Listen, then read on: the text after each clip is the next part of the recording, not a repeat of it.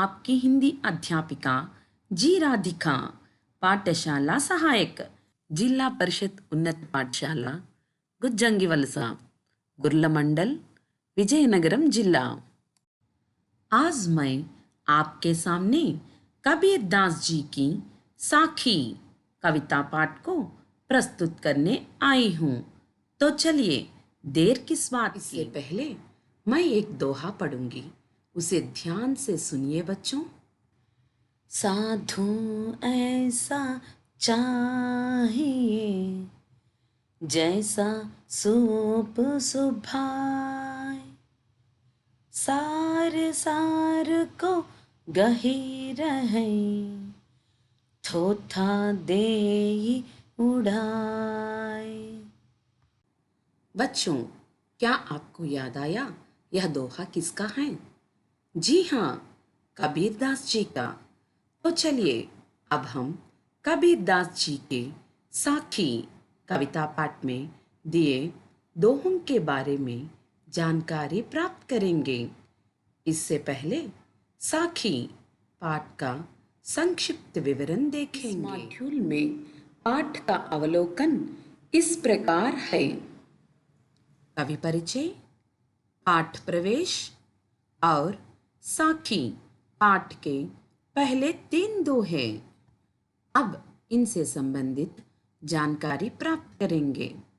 इससे पहले अपेक्षित लक्ष्यों को एक बार देखेंगे। इस पाठ के अंत तक आप निम्न विषयों में सक्षम हो जाएंगे। कवि परिचय के बारे में जानकारी प्राप्त करके उनसे संबंधित प्रश्नों के उत्तर याद करके बता सकेंगे। साखी के शाब्दिक अर्थ और महत्व के साथ साथ शिक्षा के द्वारा जीवन लक्ष्यों की प्राप्ति को पहचान सकेंगे।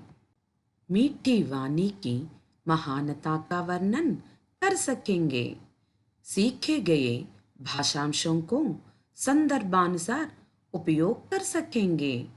सीखे गए विषय का निष्कर्ष निकाल सकेंगे।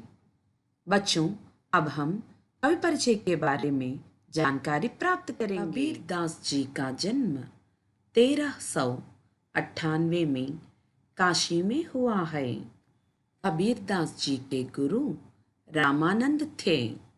कबीरदास जी के अंतिम चरण में कुछ वर्ष मगहर में बिताए और वहीं चिरनिद्रा में लीन हो गए।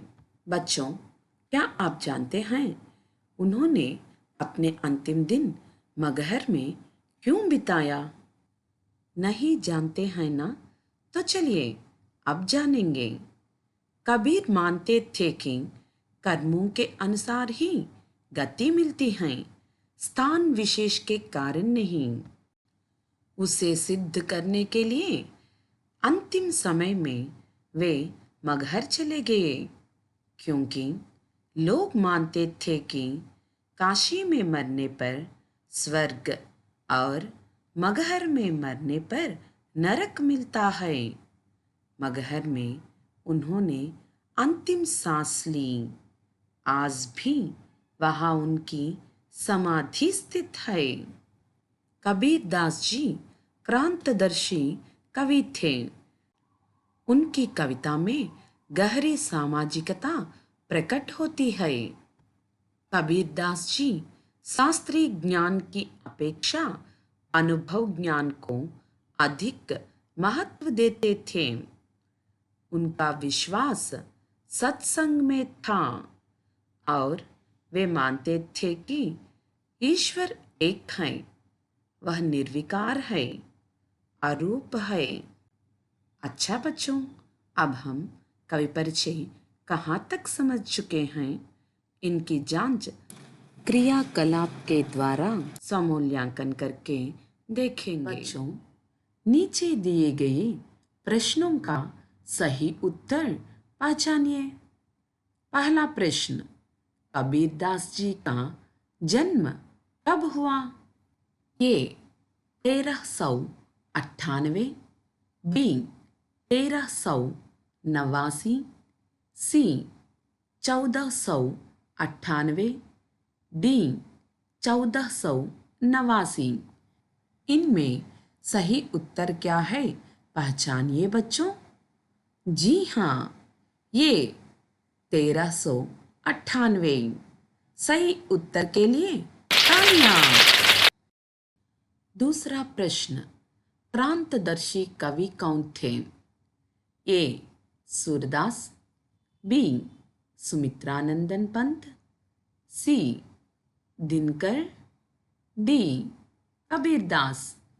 इनमें सही उत्तर क्या है, पहचानिए बच्चों। जी हाँ, डी कबीरदास। सही उत्तर के लिए तालियां। तीसरा प्रश्न, कबीरदास जी कहाँ अपनी अंतिम श्वास छोड़ी हैं? ए महानगर में, बी मजहर में, सी मगहर में, डी मगारी में। इनमें सही उत्तर क्या है, पहचानिए बच्चों। जी हाँ, सी मगहर। सही उत्तर के लिए तालियां। शाबाश बच्चों, कवि परिचय को तो आप समझ चुके हैं। अब पाठ प्रवेश की ओर ध्यान दीजिए। साखी शब्द साक्षी का ही तद्भव रूप है। साक्षी शब्द साक्ष्य से बना है, जिसका अर्थ होता है प्रत्यक्ष ज्ञान। यह प्रत्यक्ष ज्ञान गुरु शिष्य को प्रदान करता है। संत संप्रदाय में अनुभव ज्ञान की ही महत्ता है, शास्त्रीय ज्ञान की नहीं। कबीर का अनुभव क्षेत्र विस्तृत था। कबीर जगह जगह भ्रमण कर प्रत्यक्ष ज्ञान प्राप्त करते थे। अतः उनके द्वारा रचित साखियों में अवधी, राजस्थानी, भोजपुरी और पंजाबी भाषाओं के शब्दों का प्रभाव स्पष्ट दिखाई पड़ता है। इसी कारण उनकी भाषा को पचमेल खिचड़ी कहा जाता है। कबीर की भाषा को सदुक्कड़ी भी कहा जाता है। प्रस्तुत पाठ की साखियां प्रमाण है कि सत्य की साक्षी देता हुआ ही गुरु शिष्य को जीवन के तत्व ज्ञान की शिक्षा देता है। यह शिक्षा जितनी प्रभावपूर्ण होती है, उतनी ही याद रह जाने योग्य भी। पाठ प्रवेश कहाँ तक समझ में आया है, उसकी जांच स्वमूल्यांकन करके देखेंगे। चलिए देखते हैं। बच्चों, नीचे दिए गए प्रश्नों का सही उत्तर पहचानिए। पहला प्रश्न, साखी का तत्सम रूप क्या है? ए सखी, बी साक्षी, सी सक्षम, डी ये सभी। इनमें सही उत्तर क्या है, पहचानिए बच्चों। जी हाँ, बी साक्षी। सही उत्तर के लिए तालियां।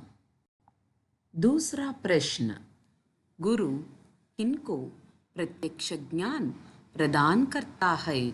ए माता को, बी पिता को, सी भाई को, डी शिष्य को। इनमें सही उत्तर क्या है, पहचानिए बच्चों। जी हाँ, डी शिष्य को। सही उत्तर के लिए तालियां। तीसरा प्रश्न, कबीर की भाषा को क्या कहा जाता है? ए सदुक्कड़ी, बी सामाजिक, सी बिहारी, डी मराठी।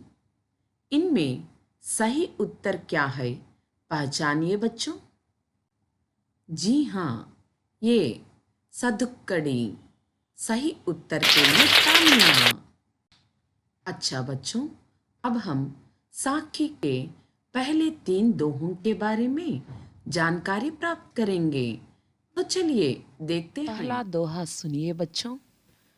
ऐसी बानी बोलिए मन का आपा खोय, अपना तन शीतल करई औरन को सुख होय। इस दोहे में आए कठिन शब्दों के अर्थ देखिए बच्चों। बानी बोली, आपा अहम यानी अहंकार, खोय त्याग करना, औरन दूसरों को, होय होना। अब इस दोहे का भाव जानेंगे। संत कबीरदास जी ने इस दोहे में यह बताया है कि मधुर वाणी से समाज में प्रेम भाव व्याप्त होता है। इसके विपरीत कटुवचनों से सभी लोग एक दूसरे के विरोधी बन जाते हैं। इसलिए हमें सदा मीठी वाणी बोलनी चाहिए, जिससे अपना मन शीतल होता है और दूसरों को सुख प्राप्त होता है। अब दूसरा दोहा देखिए बच्चों। कस्तूरी कुंडली बसई, मृग ढूंढे बन माही, ऐसे घटी घटी राम है, दुनिया देखे नाही। अब इस दोहे के शब्दार्थ देखिए बच्चों। कस्तूरी सुगंधित द्रव्य, कुंडली नाभि, मृग हिरन, बसे रहना, बन वन, माही मेही, घटी घटी कन कन में। अब इस दोहे का भाव जानेंगे। संत कबीरदास जी ने इस दोहे में यह बताया है कि कस्तूरी सुगंध हिरन की नाभि में रहती है। वह उस सुगंध से आकर्षित होकर यह सुगंध कहाँ से आता है जानने के लिए जंगल में इधर उधर ढूंढता रहता है। ठीक उसी तरह मनुष्य भी संसार के कण कण में व्याप्त ईश्वर को ना पहचान कर जगह जगह ढूंढते रहते हैं। अब तीसरा दोहा देखिए बच्चों। जब मैं था तब हरि नहीं, अब हरि है मैं नाही, सब अंधियारा मिट गया, जब दीपक देखा माही। अब इस दोहे के शब्दार्थ देखिए बच्चों। मैं अहम यानी अहंकार, हरि परमेश्वर, अंधियारा अंधकार। अब इस दोहे का भाव जानेंगे। संत कबीरदास जी ने इस दोहे में यह बताया है कि जिस प्रकार दीपक के जलने पर अंधकार मिट जाता है, उसी प्रकार मनुष्य में अहंकार मिट जाने से ईश्वर की प्राप्ति होती है, अर्थात सत्य का दर्शन हो जाता है। अच्छा बच्चों, अब ये 3 दोहे आपको कहाँ तक समझ में आया है, उसकी जांच क्रियाकलाप के द्वारा स्वमूल्यांकन करके देखेंगे। बच्चों, नीचे दिए गए प्रश्नों का सही उत्तर पहचानिए। पहला प्रश्न, हमारी वाणी कैसी होनी चाहिए? ए कड़वी, बी मीठी, सी खट्टी, डी नमकीन।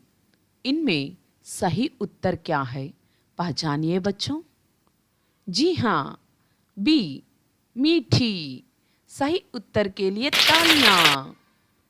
दूसरा प्रश्न, घटी घटी का अर्थ पहचानिए बच्चों। ए कण कण, बी बन बन, सी तृण तृण, डी ये सभी। इनमें सही उत्तर क्या है, पहचानिए बच्चों। जी हाँ, ये कण कण। सही उत्तर के लिए तालियां। तीसरा प्रश्न, इसके रहने से ईश्वर की प्राप्ति नहीं होती। ये सच्चाई, बी अहंकार, सी घृणा, डी शांति। इनमें सही उत्तर क्या है, पहचानिए बच्चों। जी हाँ, बी अहंकार। सही उत्तर के लिए तालियां। बच्चों, अब हम अभी तक सीखे हुए विषयों से संबंधित मुख्य बिंदुओं के बारे में जानकारी प्राप्त करेंगे। दास जी का जन्म 1398 में काशी में हुआ। कबीरदास जी शास्त्रीय ज्ञान की अपेक्षा अनुभव ज्ञान को अधिक महत्व देते थे। साक्ष्य से बना साक्षी शब्द का अर्थ होता है प्रत्यक्ष ज्ञान। यह प्रत्यक्ष ज्ञान गुरु शिष्य को प्रदान करता है।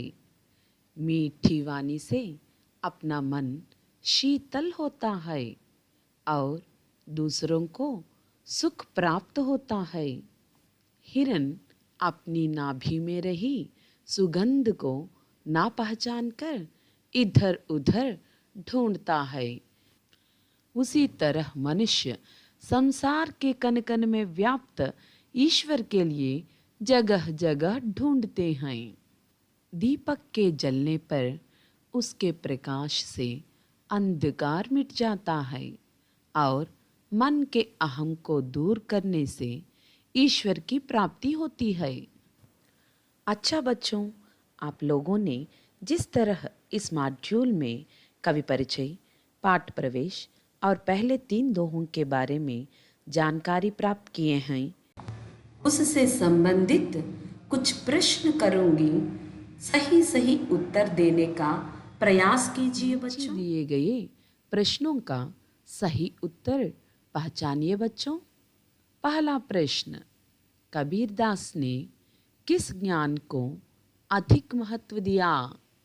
ए धार्मिक, बी राजनैतिक, सी अनुभव, डी शास्त्रीय। इनमें सही उत्तर क्या है, पहचानिए बच्चों। जी हाँ, सी अनुभव। सही उत्तर के लिए तालियां। दूसरा प्रश्न, कबीरदास जी कहाँ भ्रमण करके प्रत्यक्ष ज्ञान प्राप्त करते थे?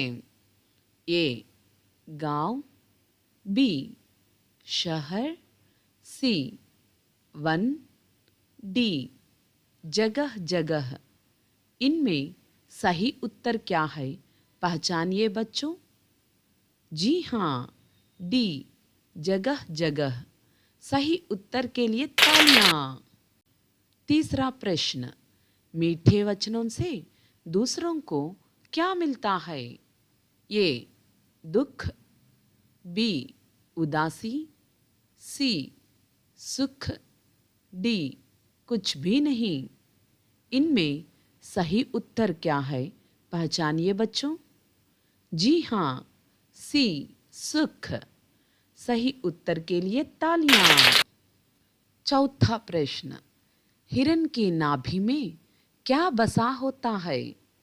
ए कस्तूरी, बी चीनी, सी मिर्ची, डी फूल। इनमें सही उत्तर क्या है, पहचानिए बच्चों। जी हाँ, ये कस्तूरी। सही उत्तर के लिए तालियां। पांचवा प्रश्न, दीपक के जलने पर क्या मिट जाता है? ये रोशनी, बी प्रकाश, सी बुढ़ापा, डी अंधकार। इनमें सही उत्तर क्या है, पहचानिए बच्चों। जी हाँ, डी अंधकार। सही उत्तर के लिए तालियां। बच्चों, अब तक हम इस पाठ से संबंधित कवि परिचय, पाठ प्रवेश और साखी के पहले 3 दोहों के बारे में जानकारी प्राप्त कर चुके हैं। अगले मॉड्यूल में बाकी दोहों की जानकारी प्राप्त करेंगे।